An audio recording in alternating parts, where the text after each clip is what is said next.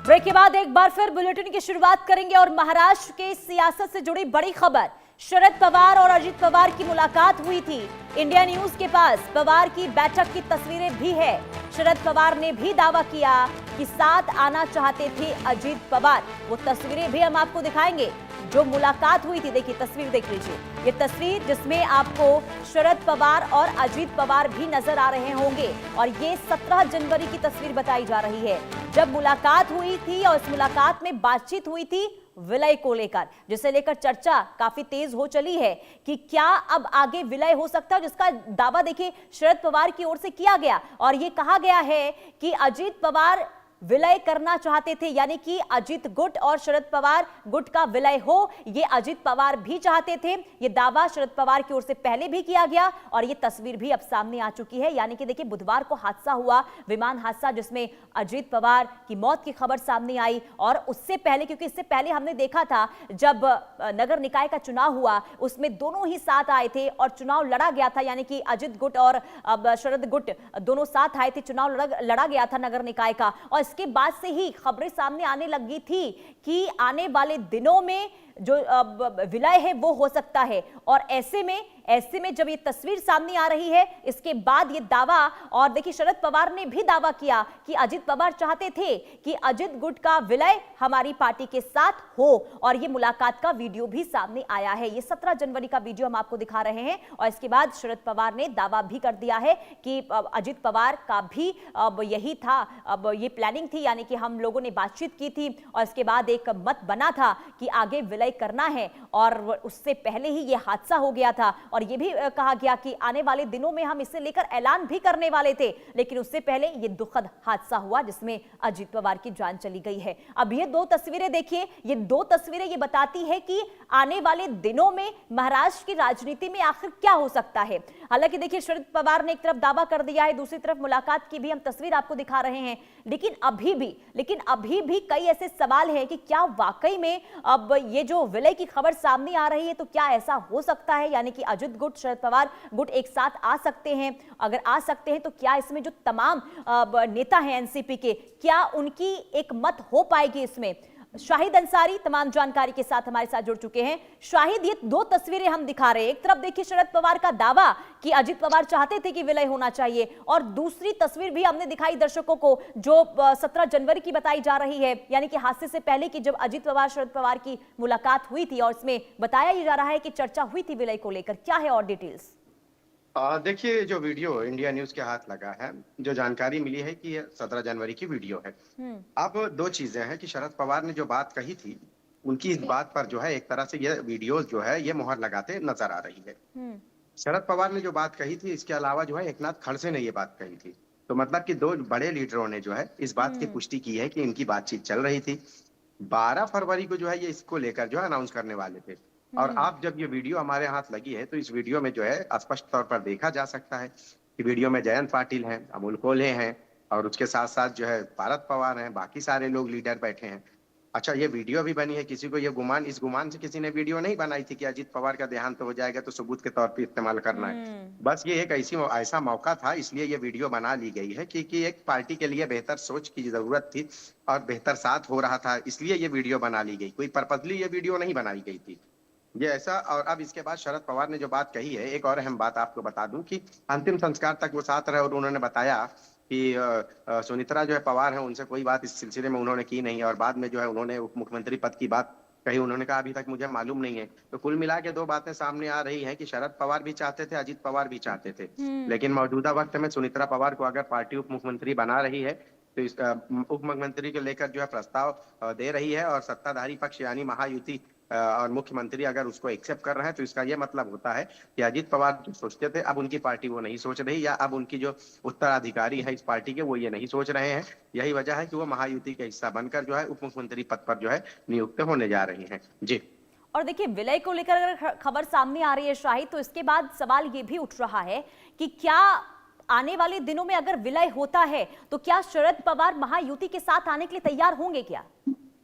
जी देखिए, सवाल यही है कि अगर आने वाले दिनों में विलय होता है तो क्या शरद पवार महायुति के हिस्सा होंगे, या ये पार्टी जो है शरद पवार के साथ आती है तो क्या ये महाविकास आघाड़ी के हिस्सा होंगे? दोनों चीजें हैं और दोनों चीजों का सवाल बहुत जो सवाल जो है बहुत अहम है और इसके जवाब भी उतने ही मुश्किल है। हम्म। क्योंकि अगर जो है ये महाविकास आघाड़ी के साथ आते हैं यानी शरद पवार के साथ आने का मतलब है कि महाविकास आघाड़ी के साथ आना, तो इसका मतलब यह है कि इनको उप मुख्यमंत्री का पद छोड़ना पड़ेगा क्योंकि महायुति के फिर ये हिस्सा नहीं रहेंगे।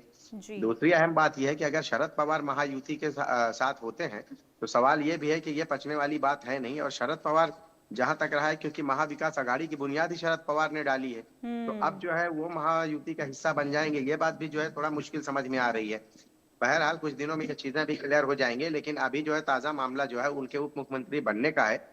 तो अब उसके बाद देखेंगे आगे क्या जो है सियासत में क्या नई चीजें सामने आती है। जी।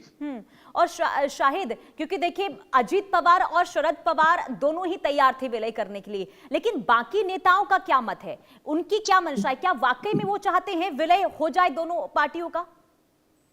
देखिए बिल्कुल, देखिए इस तरफ की अगर हम बात करें शरद पवार गुट की, तो वो तो चाहते ही हैं, बारामती की जनता भी चाहती है। जी। लेकिन सवाल यह है कि बारामती की जनता से चाहने से ज्यादा है कि पार्टी के जो बाकी लीडर हैं वो क्या चाहते हैं। पार्टी के बाकी लीडर विलय नहीं चाहते, इसीलिए तो वो उप मुख्यमंत्री के पास प्रस्ताव लेकर पहुंचे थे। अगर उप मुख्यमंत्री का प्रस्ताव अगर मुख्यमंत्री के पास लेकर वो पहुंचे थे, अगर वहां से एक्सेप्ट नहीं होता तो ये बात संभव थी कि ये पार्टी का विलय तय था। लेकिन देखिए बीजेपी ने भी यहाँ बहुत जबरदस्त तरीके से जो है एक कहते हैं कि प्लानिंग की। उनको बिना देर किए, बिना किसी बात के, बिना किसी तमाशे के उनको उप मुख्यमंत्री का पद देने की हामी भर ली। इसका मतलब यह है कि अगर वो उप मुख्यमंत्री का पद नहीं देते तो शायद ये दोनों पार्टियों का विलय तय था। इसीलिए बीजेपी ने इस चीज को बहुत बेहतर तरीके से महसूस किया और बिना देर किए हाँ किया, और आज जो है शपथ विधि की भी प्रक्रिया पूरी हो जाएगी। तो कुल मिला के यह है क्योंकि अगर इस वक्त जो है उप मुख्यमंत्री का पद उनको नहीं मिलता तो जाहिर सी बात है पार्टी के जो बाकी लीडर हैं वो तो बगावत पर उतर आते और उसके बाद जो है ये शरद पवार की पार्टी से में विलय हो जाते, तो उसका तो नुकसान कहीं ना कहीं तो था बीजेपी को। इसलिए बीजेपी ने वो नुकसान ना हो इसलिए बहुत ही सेफ गेम खेला है इन्होंने। जी। तो आज क्या शपथ समारोह जब होगा उसमें क्या शरद पवार के आने की संभावना है क्या? उससे इसे लेकर क्या जानकारी? देखिए 2 बजे के आसपास जो है पहले पार्टी की बैठक होगी। पार्टी की बैठक के बाद उत्तराधिकारी तय किया जाएगा। फिर उसके बाद जो अनुमान लगाया जा रहा है कम से कम 5 बजे के आसपास जो है ये शपथ विधि वगैरह हो सकती है। अब अगर शरद पवार कहते हैं कि उनको मालूम नहीं है तो इसका मतलब है सीधे सीधे शरद पवार की नाराजगी है। अब अगर ये नाराजगी है तो ऐसा नहीं लगता कि शरद पवार इसमें शामिल होंगे, क्योंकि शरद पवार का इसमें शामिल होना इसका मतलब यह है कि शरद पवार की सहमति है। और शरद पवार ने पहले ही स्पष्ट कर दिया है कि हम दोनों पार्टी एक होने की बात कर रहे थे। तो ऐसे में ये सहमति वहां पे नहीं, वो शरद पवार का तो संभव ही नहीं है वहां जाना, क्योंकि वहां अगर शरद पवार जाते हैं तो इसका मतलब ये होता है कि शरद पवार सहमत है। जबकि शरद पवार पहले ही कह चुके हैं कि हम जो है पार्टी एक करने की बात कर रहे थे और 12 जनवरी को जो है अनाउंस करने वाले थे। जी। तो यानी ये समझ सकते हैं कि अजीत पवार जो ये चाहते थे कि दोनों ही पार्टी एक बार फिर से साथ आए, और कहीं ना कहीं अब इस हादसे के बाद अब ये लग रहा है कि जो पहले स्थिति बनी हुई थी, अब जो दूरियां नजर आ रही थी वो एक बार फिर से निकलकर सामने आ रही है। शाहिद, ये माना जाए? देखिए पवार परिवार में सियासी दूरियां जरूर रही हैं, लेकिन पारिवारिक दूरियां कभी नहीं रही हैं। लेकिन संभव है कि इस हादसे और इस जो है मुख्यमंत्री उप मुख्यमंत्री पद पर नियुक्त किए जाने के बाद की अगर हम बात करें तो इसके बाद संभव है कि अब वो पारिवारिक दूरियां भी हो सकती हैं, क्योंकि अजीत पवार और शरद पवार इन्होंने उस छत को जो है मेंटेन रखा जिसके नीचे पवार परिवार एक साथ हमेशा से रहे हैं। भले ही सियासत में ये सब तल्खियां रही, कड़वाहट रही हैं, लेकिन कभी भी घरेलू लेवल पे हमेशा से अजीत पवार या शरद पवार ने यही मैसेज दिया है कि दुख की घड़ी में साथ होंगे तो दुख बढ़ जाते हैं, सुख की घड़ी में साथ होते हैं तो जो है खुशियां जो है और ज्यादा हो जाती हैं।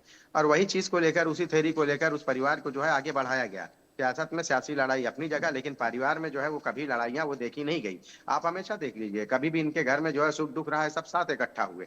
लेकिन अब इसके बाद महज इतनी जल्दी कि अजीत पवार के देहांत को 3 दिन भी नहीं हुए और ये सारी चीजें की जा रही हैं, तो इसको लेकर नाराजगियां तो हैं। अब वो परिवार सियासी नाराजगियां पारिवारिक नाराजगियों में बदल सकती है। जी। यानी कि देखिए मतभेद तो पहले भी था, मनभेद नहीं था, और ये हमने नगर निकाय चुनाव के दौरान भी देखा था। और जब दोनों ने ही साथ लड़ने का यानी कि चुनाव लड़ने का फैसला किया था, इसका ऐलान किया था, और तब से ही माना जा रहा था कि अब कहीं ना कहीं अब अजीत पवार गुट और शरद पवार गुट साथ में आ सकते हैं। लेकिन जो अब ये खबरें सामने आ रही है शाहिद, इससे ये माना जाए कि जो स्थिति हम पहले देख रहे थे अब वही एक बार फिर से महाराष्ट्र की राजनीति में नजर आने वाली है अजीत पवार के जाने के बाद। जी बिल्कुल, उससे कहीं ज्यादा खतरनाक नजर आ सकती है, क्योंकि पहले सियासी लड़ाई थी और सुमित्रा पवार के जरिए इस पद को स्वीकार करना और उसके बाद उत्तराधिकारी बनना, फिर उसके बाद जो है उप मुख्यमंत्री के पद पर नियुक्त किए जाना, ये सारी चीजें जो है अब ये लड़ाई, क्योंकि अजीत पवार जब तक थे तो इस परिवार की जो है गरिमा और इस परिवार का जो एका था वो बना के रखे थे। अब अगर वो इस तरह से कर रही हैं तो जाहिर सी बात है जो सियासी कड़वाहट है वो अब घर में आएगी, और वो संभव है कि आने वाले समय में जो है चीजें और ज्यादा बढ़ जाए, क्योंकि शरद पवार और अजीत पवार तो इस मिजाज के थे कि वो पार्टी को विलय करने की बात कर रहे थे। लेकिन अब वो चीजें तो है नहीं, क्योंकि अजीत पवार इस दुनिया में नहीं रहे। लेकिन अजीत पवार के न रहने से अगर उनका उत्तराधिकारी उनकी पत्नी को नियुक्त किया जा रहा है तो जाहिर सी बात है कि वो अजीत पवार की आइडियोलॉजी को लेकर नहीं चल रही है, इसलिए तो वो उप मुख्यमंत्री के पद पर जा रही है। इसका मतलब यही होता है। अब जाहिर सी बात है कि जब इतनी चीजें हैं तो अब तो तलखियां तो जो है तय हैं। जी बिल्कुल बिल्कुल। और शाहिद, क्योंकि देखिए अब कहीं ना कहीं परिवार के बीच में जो आपसी संबंध बेहतर हो रहे थे, अब उसमें एक बार फिर से दूरियां जो है नजर आएगी जब ये उप मुख्यमंत्री की शपथ लेते हुए नजर आएंगे सुनेत्रा पवार। लेकिन सुनेत्रा पवार की अभी तक कोई प्रतिक्रिया इस पर सामने आई है कि उन आगे वो क्या करने वाली है, वो क्या चाहती है, या फिर उनके परिवार से किसी सदस्य की कोई प्रतिक्रिया? शरद पवार की प्रक्रिया आई, बाकी लीडरों की प्रक्रिया आई, उस परिवार की तरफ से कोई प्रक्रिया सामने नहीं आई। छगन भुजबल की प्रक्रिया आई, जहां बोलना है वो लोग उस परिवार के लोग नहीं बोल रहे, लेकिन बाकी एक्टिविटी में वो सारे परिवार के लोग जो है आगे हैं। परिवार के लोग का मतलब है कि सुनेत्रा पवार जो है आगे आगे हैं, और महज 3 दिन हुआ है अजीत पवार की डेथ को, और उसके बाद से जो है ये सियासी जो सफर है इसका जो है मतलब कि उत्तराधिकारी बनना और उसके बाद उप मुख्यमंत्री की दावेदारी करना, ये सारी चीजें शुरू हो गई है। और इसके बाद आप देखिए कि भले भी जो है इतने दिनों में जो है शरद पवार का बयान आ गया, बाकी लोगों का बयान आया, और शरद पवार का जो बयान आया उस बयान को आप देख लीजिए, वो कह रहे हैं कि मुझे तो मालूम ही नहीं है। हालांकि जग जाहिर है सबको मालूम है, उनको नहीं मालूम। इसका मतलब यह है कि वो नाराज है और नाराजगी साफ जाहिर हो रही है।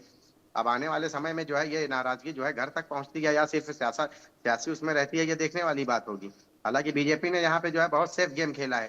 सेफ गेम खेलने का मतलब यह है कि आप याद रखिए, अगर सीएम जो है इनकी पार्टी का प्रस्ताव एक्सेप्ट नहीं करते तो महज 2 से 3 घंटे में यही पार्टी विलय के कगार पे रहती है, और बीजेपी ये मौका अपने हाथ से जाने नहीं देना चाहती थी, इसलिए फौरन एक्सेप्ट किया और दावेदारी को भी ठीक है शायद। यानी कि देखिए आने वाले दिनों में, यानी कि आज ही ये मान लीजिए साफ हो जाएगा कि आगे महाराष्ट्र की सियासत किस ओर करवट लेती हुई नजर आएगी। बहुत शुक्रिया तमाम जानकारी देने के लिए शाहिद। नजर बना के रखिएगा, तमाम अपडेट्स आपसे लेते रहेंगे।